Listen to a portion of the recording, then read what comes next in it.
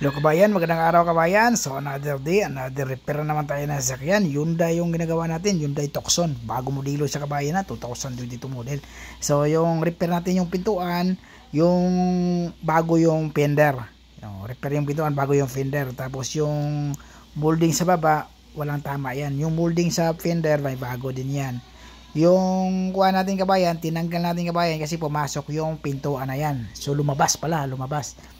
Kasi yung pagbukas niya, automatic sumagi sa fender. So, yun.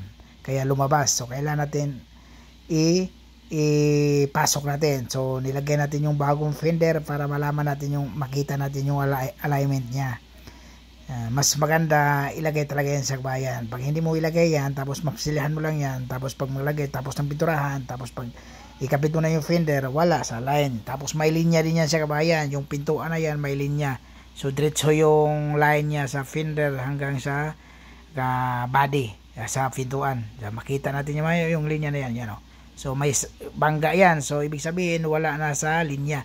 So linyahan natin mamaya yan pag may repair natin, pag maglagay tayo ng body filler. So nilihan na pala natin yung kabayan. Dito pala kabayan kailangan tanggalin natin yung masilya dito o pintura bago tayo maglagay ng pintura. Tapos yung pag makita na yung bakal na yun, hindi pwedeng maglagay tayo ng primer. So, hindi katulad sa ibang lugar na, dati kabayan, ganun. Maglagay ka muna ng primer sa bakal, tapos saka ka na maglagay ng masilya. Pero binago ang style kasi hindi daw tama yon. So, ipakita yung bakal, pag makita na yung bakal, doon ka na magmamasilya. So, katulad yan kabayan. So, normally kabayan, hindi po, yung ginawa ko kabayan, hindi yun ang pinakatama. So, kailangan makita yung bakal.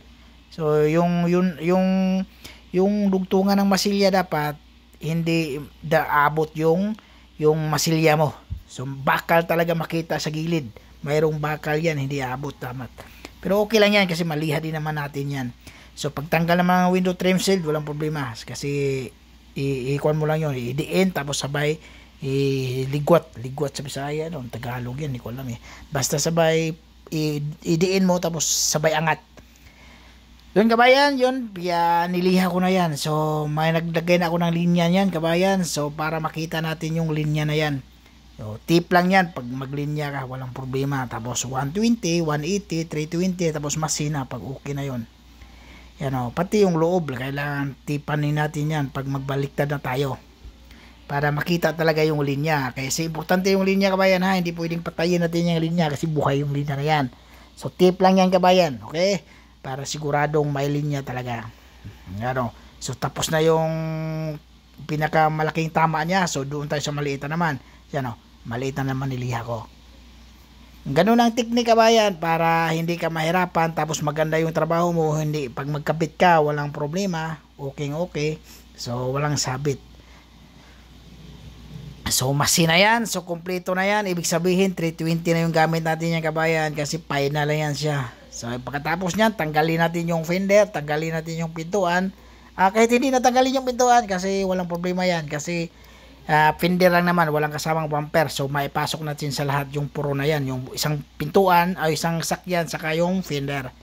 Yan, okay yung alignment, yung linya, okay. Sinilip natin, walang problema. Perfect yung trabaho natin kabayan. So, yun kabayan, huwag kalimutan mag-subscribe kabayan. So, primer na yung kabayan.